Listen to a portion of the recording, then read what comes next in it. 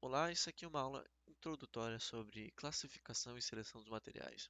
Para aqueles que estão ainda um pouco perdidos na matéria, vamos características gerais sobre cada material e o processo de seleção de cada um e sofisticação, eventualmente. Bom, nós sabemos que materiais podem ser compostos de basicamente infinitos elementos e por isso nós agrupamos os com as características parecidas em famílias. E justamente essas aqui são as que nós vamos abordar de forma introdutória, claro, por conta que justamente se temos infinitas misturas, vamos ter muitas famílias para caracterizar cada uma, né? Então, essas aqui, de forma resumida, são o que vamos abordar hoje: metais, cerâmicos, vidros, elastômeros, polímeros e compósitos, que é uma soma de tudo. A primeira família que nós vamos lidar são os metais. As características gerais são que justamente os metais, nós chamamos de metais, né? Mas na realidade são misturas de elementos químicos, na real. Porque metais são justamente uma parte da tabela periódica. E justamente o que nós chamamos de fato de metais são uma liga de metais, uma combinação de elementos metálicos. Um outro detalhe é que os elétrons não estão ligados a nenhum átomo particular, por isso são bons condutores de eletricidade e calor. São transparentes à luz visíveis, aliás, são transparentes à luz visível, têm a aparência lustrosa quando polida, geralmente são resistentes a indúcteis. Na estrutura atômica dos metais, principalmente ligações simples, a distância entre seus átomos se organizam de forma regular. E claro, como eu falei, justamente por definição, eles são um elemento. Então, por isso que normalmente é de se esperar que tenha uma mistura entre eles. Ligas metálicas são justamente essas misturas entre metais. Então, para classificar de uma forma bem geral, existem dois tipos, de uma forma bem por cima, assim, né? Ligas ferrosas e ligas não ferrosas, que são nomes bem sugestivos, aqueles que possuem ferro e aqueles que não possuem. Outra família são as cerâmicas, que basicamente são uma combinação de elementos metálicos e não metálicos. São geralmente óxidos, nitretos e carbetos. Também isolantes de calor e eletricidade. Basicamente tem uma característica que eles são resistentes a altas temperaturas e ambientes mais severos que metais e polímeros. Com relação a propriedades mecânicas, as cerâmicas são duras, porém bem frágeis, ou seja, são bem frágeis a impacto. E, em geral, são bem leves. Os polímeros, bom, são geralmente compostos orgânicos baseados em carbono, hidrogênio e outros elementos não metálicos. São formados por macromoléculas, ou seja, moléculas grandes. Tipicamente apresentam baixa densidade e são extremamente flexíveis. Materiais poliméricos incluem plásticos e borrachas, ou seja, materiais que também podem, de certa forma, ter uma forma, assim, sabe? Tipo cadeiras plásticas, de uma forma bem geral. Compósitos. Bom, o compósito é bem simples também. São compósitos, tipo, aqueles materiais que são somas, sabe? De materiais insolúveis entre si. São desenhados para apresentar a combinação das melhores características de cada material constituinte. Um bom exemplo é a fibra de vidro, no qual as fibras de vidro são incorporadas no interior de um material polimérico, e a fibra de vidro adquire a resistência do vidro e a flexibilidade do polímero. Por isso, polímero é justamente uma mistura daquilo que é melhor. Elastômeros. Elastômero é um polímero que tem muita elasticidade, permitindo que ele possa voltar seu estado inicial após sofrer grandes pressões. Apresenta uma variabilidade de dureza, maior durabilidade e aplicações de desgastes severos quando comparado a borrachas, os plásticos e às vezes até os metais. Nem todos os polímeros são elastômeros, alguns são termoplásticos, dependendo da classificação da temperatura de transição vítrea, definida como a temperatura acima da qual um polímero se torna mole e dúctil e abaixo da qual se torna duro e quebradiço, semelhante ao vidro. Bom, os vidros são: vidro é uma substância inorgânica, homogênea e amorfa, obtida através do resfriamento de uma massa em fusão. Suas principais qualidades são a transparência e a dureza. Principais características: transparência, dureza, não absorvência, ou seja, não absorve água, bom isolante térmico, baixa condutividade térmica e ser constituído por recursos abundantes da natureza.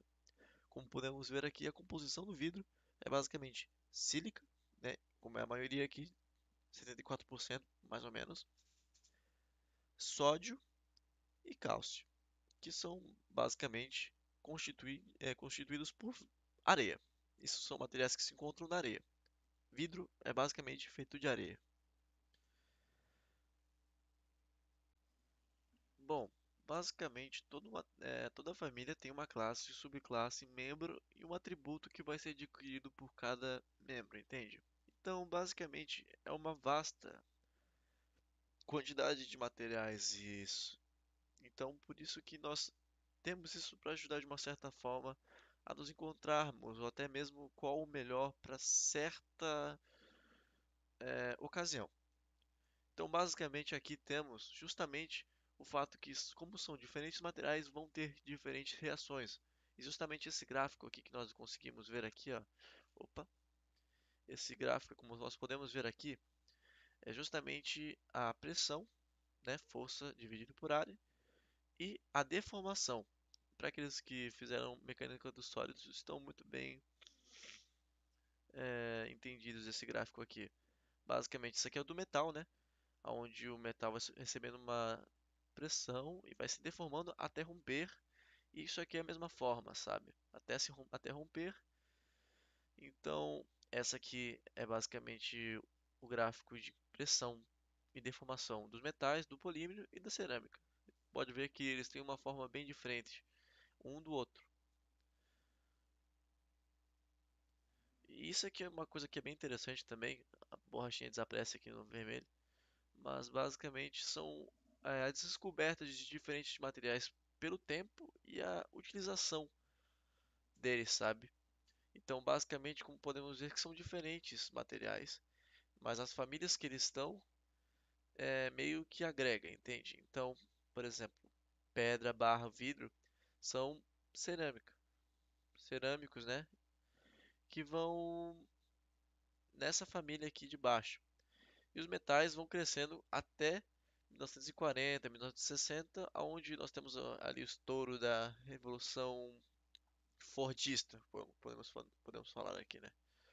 Até onde, basicamente, na época atual, onde é tudo bem, bem distribuído, na realidade, por conta de ter noção de que você pode tirar o máximo de cada um para cada processo. O que nós podemos entender que, com o tempo, né, principalmente, que não adianta tentar adivinhar. Como podemos ver, os carros antigamente eram muito feitos de ferro. Justamente nós tínhamos uma taxa de mortalidade muito grande e foi se adicionando mais plástico, ou seja, polímeros, né? E por isso nós entendemos que não adianta, nós tentamos usar uma adivinhação, como podemos ver aqui, ou até mesmo uma experiência ou tradição. Mas assim é muito melhor você tentar tirar um teste, um processo sistemático disso, para tentar entender qual que é o melhor eh, produto para aquela função. E justamente a necessidade do mercado cria justamente qual material que nós vamos escolher, entende? Justamente modelação de funcionamento, estudos de viabilidade, análise aproximada e modelação geométrica, sabe? Justamente para que nós podemos conceber o material, para aí simular métodos de optimização e análise de custo, para ver se vale a pena vender isso para massa. E até quando nós vemos que isso é de fato concebível, nós vamos se atender aos detalhes, ou seja, aquela pequena melhoria para tentar tirar, tipo, sei lá, o melhor custo, até melhor função, sabe? Para que enfim temos um produto que não vai se deteriorar de forma fácil, sabe? Ou vai atender às especificidades. Então, justamente é um esquema de uma forma bem geral que a função cria a forma e a forma que o processo, o material é criado pelo processo também, e eventualmente eles se complementam, que é uma coisa que no fundo também tem justamente por conta da forma que nós vivemos hoje, o custo também rege isso aqui tudo. Bom, basicamente, como nós falamos, que quando nós temos uma ideia, é, é interessante que nós tentamos dar uma forma geral e, eventualmente, vamos tentando melhorar isso. Por exemplo, um original envolve uma nova ideia com um princípio. O desenvolvimento toma a ideia que já existe e tenta melhorar a performance através tipo de uma sofisticação. E a variante é justamente uma mudançazinha pequenininha para uma função diferente. Por exemplo, uma cadeira pode pode ser pode ser uma caldeira, desculpa, pode ter uma dimensão pequena e ser feita de cobre, sabe? Como as caldeiras industriais podem ser feitas de aço. E aviões de aeromodelismo são de madeira e aviões reais são feitos de ligas de metais e compósito, justamente porque são diferentes funções e diferentes usos. Não faz sentido você usar uma coisa mais cara quando você pode ter uma mais barata.